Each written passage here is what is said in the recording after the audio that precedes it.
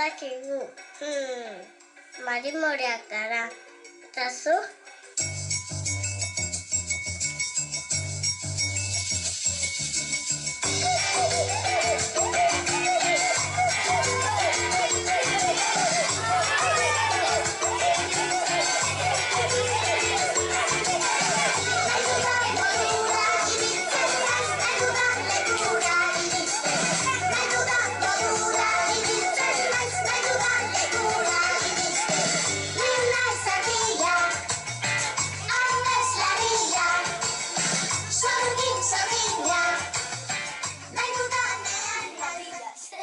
Azkenean lortu zuen.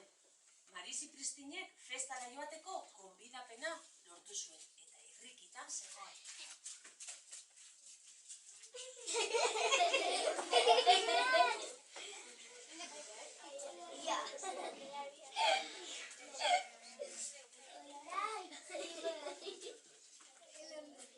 Gau osoa, dantzan eman ostean, leher eginda bueltatu zen Marisi Pristina.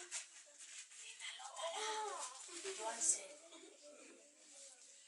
Burua horrela galtzea ere.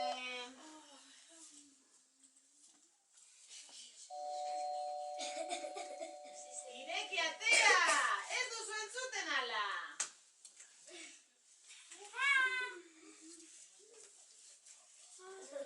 Atea ireki eta antzi topatu zuen. Gizon bat, kristalesko zapatarekin. Marisi Pristinek probaz esan.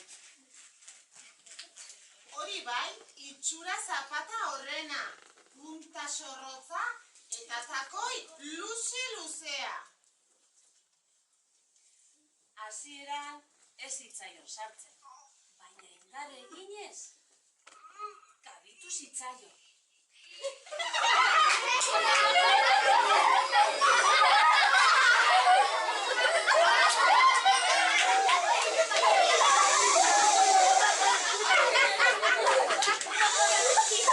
Eta hori eze izan zen, bere hanka sartzea. Printzearekin eskondu behar izan zen.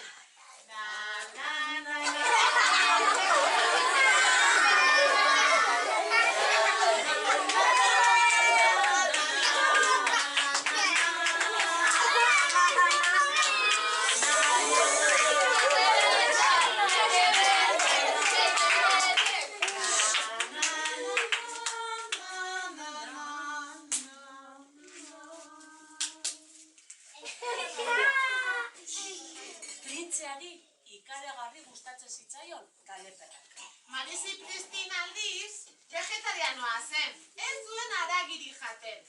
Ezta arrainik ere. Hala ere, galeperrak prestatu behar zituen. Uraz zen printzearen platerrik gustokoena. Lantzan, labean, peteak, frijituak. Gatz gehiegi dute, zelako nazka bota! Printzeari ez zitzaizkion inoiz gustatzen Marisi Pristinek prestatutako galeperra. Baina hori esen txarrena. Antze joan behar zen Marisi Pristin, bere kristalesko zapata hoiekin. Zer nazka! Eraman!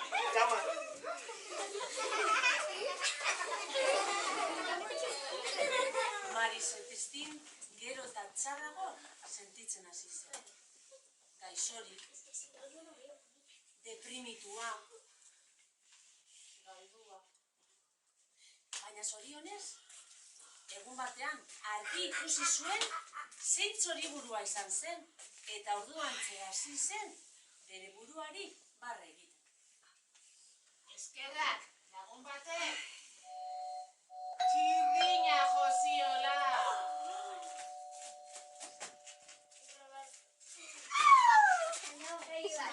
Lagun barriari esker, begiak ireki zituen. Hainbeste urte printze batekin bizi ostean, konturatu zen, printzeak ez direla salbabideak. Kamioilariak ez da ere.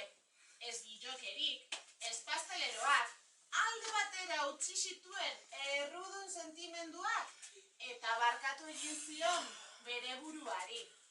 Orduan jakin zuen nork salba gaitzaken.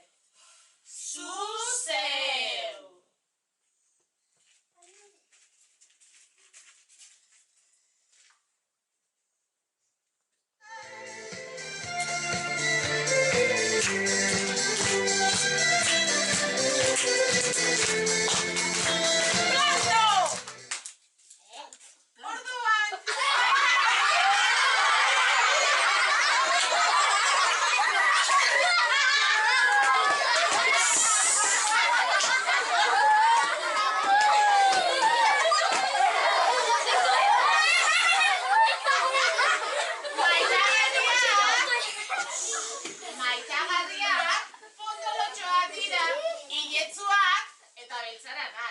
Gure barruan daude eta planto esaten dugunean agertzen zaizkigu.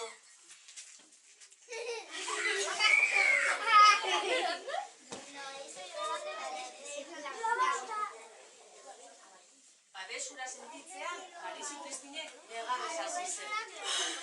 Zenbat denbora negar egin gabe. Dena bota zuen negarrean. Eta bukatzera inoiz baino hobeto sentitu zen.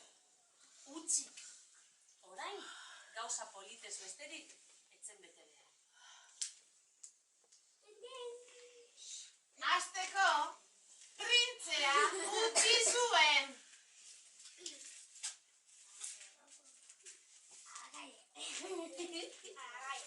Gero, zapatak kendu zituen.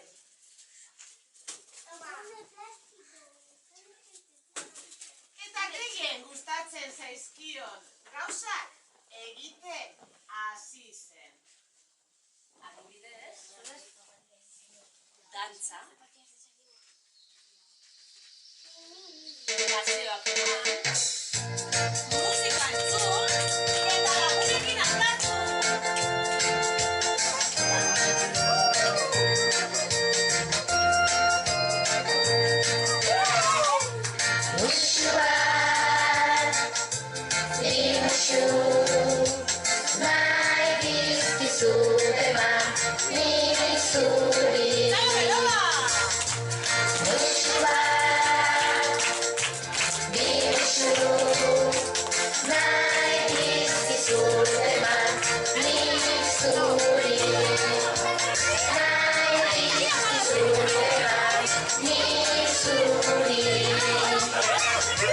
Mesuz betetako agi